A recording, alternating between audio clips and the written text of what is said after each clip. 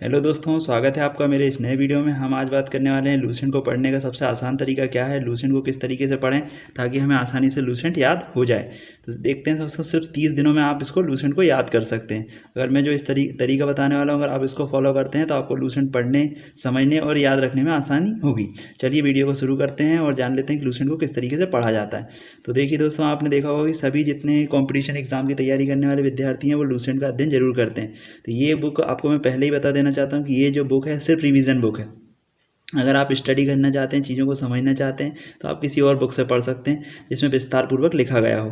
लेकिन ये बुक आप रिवीजन कर सकते हैं, इससे आप बहुत फास्ट रिवीजन कर सकते हैं 30 दिन में, या जब एग्ज़ाम आने वाला है उसके 20-30 दिन में आप इसको रिवीजन कर सकते हैं। जैसे कई लोग बच्चे जो है इसी पुस्तक को पढ़ना पसंद करते हैं। लेकिन अगर आपको कोई चीज़ समझनी है एक्स्ट्रा में, तो आप जैसे ज्योग्राफी है तो आप किसी और बुक से भी समझ सकते हैं। तो सिर्फ अगर आपको रिवीजन करना है तो इस बुक को आप फॉलो करें। मान लीजिए कि आपने सामान्य ज्ञान की बुक लूसेंट पढ़ना स्टार्ट किया, उससे आपने कोई भी एक टॉपिक पढ़ते हैं, जैसे मान लीजिए आप वैदिक सभ्यता पढ़ते हैं या ऋग्वेद के बारे में पढ़ते हैं, और उसके बाद आपको सामान्य ज्ञान वस्तुनिष्ठ को उसके क्वेश्चन लगा लेना है उसी चैप्टर के। तो इससे क्या हो जाएगा, आपको क्लियर हो जाएंगे कि इस वैदिक सभ्यता से कौन कौन से क्वेश्चन पूछे जाते हैं, किस प्रकार से क्वेश्चन पूछे जाते हैं और कौन से क्वेश्चन सबसे ज़्यादा बार पूछे गए हैं। जो क्वेश्चन सबसे ज़्यादा बार पूछे गए हैं दोस्तों, वो आपके लिए सबसे ज़्यादा महत्वपूर्ण क्वेश्चन हो जाते हैं, क्योंकि अधिकतर ये चांस रहता है कि दूसरे एग्जामों में उसी प्रकार के क्वेश्चन पूछे जाएंगे। तो आप सबसे पहले ये देख लीजिए कि कौन सा टॉपिक मैं रीड कर रहा हूँ, उसके ऑब्जेक्टिव क्या हैं, उसके महत्वपूर्ण क्वेश्चन क्या हैं, और मुझे उनको किस तरीके से कितने बार क्वेश्चन पूछे गए हैं और किस प्रकार से पूछे जा सकते हैं। जैसे उदाहरण के लिए हमारे सामने एक टॉपिक दिखाई दे रहा है दोस्तों, देखिए प्राचीन भारतीय का इतिहास जानने के स्रोत कौन कौन से हैं। तो देखिए 4 प्रकार के स्रोत होते हैं, उसमें सबसे पहले है वेद।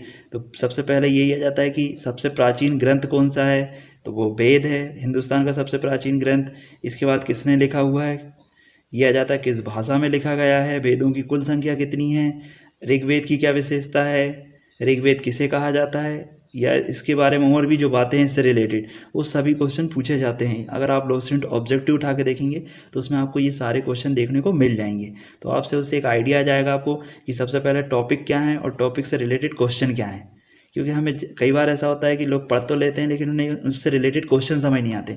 एक ही टॉपिक से कई तरीके से क्वेश्चन बनते हैं। आप तो देख सकते हैं लूसेंट ऑब्जेक्टिव में आपको एक एक टॉपिक के कम से कम 100 से लेकर 200 ऑब्जेक्टिव देखने को मिल जाते हैं। तो सबसे पहले आपको टॉपिक पढ़ना है सामान्य ज्ञान की बुक से, इसके बाद उसके ऑब्जेक्टिव लगाना है। ये आपको हर बार करना है। अगर आप जब तक ये नहीं करेंगे, आपको ये चीज़ें याद नहीं रहेंगी, क्वेश्चन किस तरीके से पूछे जाते हैं वो आपको समझ नहीं आएगा। इसके अलावा दोस्तों लूसेंट में जो लिखा रहता है उसके अलावा भी जो सप्लीमेंट्री क्वेश्चन होते हैं, पूरक क्वेश्चन होते हैं, जो हिडन होते हैं, पीछे छिपे हुए होते हैं, उन्हीं क्वेश्चनों को उनको भी हमें पढ़ना चाहिए। इसे देखते हैं दोस्तों, एक उदाहरण के लिए समझ लेते हैं कि यहाँ पे भारत की नदियों के बारे में एक चार्ट दिया हुआ है कि ये 5 नदियाँ हैं, हमने उदाहरण के लिए लिया है इनको।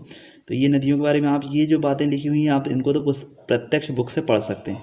लेकिन अब इसके अलावा कौन कौन से क्वेश्चन बन सकते हैं इनसे, कि देखिए अब ये बन सकता है कि इन 5 नदियों में सबसे लंबी नदी कौन सी होती है, तो सिंधु नदी है। इसे दिख ही रहा है यहाँ पे लिखा हुआ है। लेकिन अगर हम देखें कि उत्तर से दक्षिण की तरफ जाने पे अगर इन 5 नदियों को अरेंज करें, जो क्वेश्चन पहले आ चुके हैं जैसे यूपीएससी वगैरह में इस टाइप के क्वेश्चन आ चुके हैं, तो अगर इन 5 नदियों को अरेंज करते हैं तो कौन सी नदी सबसे पहले आएगी, उसके बाद कौन सी आएगी, मतलब उत्तर से दक्षिण की तरफ इनको अरेंज करें तो किस ऑर्डर में आएगा इनका सीक्वेंस। एक क्वेश्चन ये बन जाता है। इस टाइप से इन पे जो चल रही परियोजना विवादित वो बन जाती है क्वेश्चन। भारत में इन नदियों में सबसे लंबी भारत में कौन सी नदी है, वो यहाँ पे लिखा हुआ नहीं है, लेकिन इन क्वेश्चनों को भी आप प्रिपेयर करें।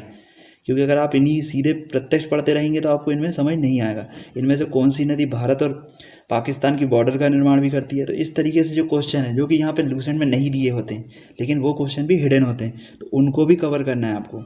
क्योंकि जितनी चीज़ें आप एक ही टॉपिक से कवर कर सकते हैं उतना ज़्यादा आपको फ़ायदा होगा। कई बार ये रहता है कि लूसेंट में जो लिखा हुआ रहता है उससे क्वेश्चन नहीं आते, लेकिन उसके जो हिडन नॉलेज होता है वो क्वेश्चन बन के आ जाता है। तो ये एक और तरीका होता है, आप इसको भी ज़रूर फॉलो करें। इन्हीं नदी में से कौन सी नदी गार्ज बनाती है, कौन सी विशेष आकृतियों का निर्माण करती है, कौन सी भारत और पाकिस्तान के साथ बॉर्डर का निर्माण करती है, और कौन सी नदी के किनारे कोई फेमस प्लेस स्थित है। ये सब चीज़ें भी यहाँ पे देखना ज़रूरी है। क्योंकि आप हम पढ़ते हैं तो हम सिर्फ इन चीज़ों को ही पढ़ लेते हैं, इसके बाद जो इनसे रिलेटेड चीज़ें होती हैं वो हमको आ जाती हैं और फिर हमको प्रॉब्लम क्रिएट होने लगती है।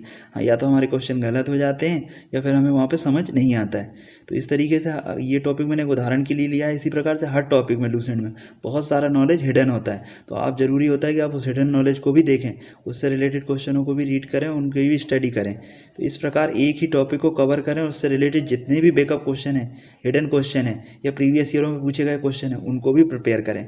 इस तरीके से आप अगर इस तरीके से आप फॉलो करते हैं इन स्टेपों को तो आपका नॉलेज बहुत तेज़ी से बढ़ जाएगा और आपको सभी क्वेश्चन सही होने लगेंगे और आपको टॉपिक पूरा समझ आने लगेगा। इसके अलावा दोस्तों आप बार बार रिवीजन को भी फॉलो करें। जैसे एक बार लूसेंट कवर हो जाती है उसके बाद दूसरी बार लूसेंट को कवर करें, इसके बाद बार बार लूसेंट को कवर करते रहें और ऑब्जेक्टिव क्वेश्चन लगाते रहें। टेस्ट सीरीज़ खरीद लें, टेस्ट सीरीज़ लगाते रहें ताकि आपको पता चलेगा कि आपको कितना नॉलेज है। और अगर कोई टॉपिक लूसेंट से समझ नहीं आ रहा है दोस्तों तो दूसरी बुकों का भी आप रेफरेंस बुकों को भी वहाँ पर यूज़ कर सकते हैं। तो बस आज की वीडियो में दोस्तों बस इतना ही। अगर इस चीज़ों को आप फॉलो करते हैं और उसके बाद आपकी स्टडी में ज़रूर इम्प्रूवमेंट होगा। मिलते हैं दोस्तों हमारे नेक्स्ट वीडियो में। अगर ये वीडियो आपको पसंद आया तो इस वीडियो को लाइक करना ना भूलें, साथ ही मेरे चैनल को सब्सक्राइब कर लें।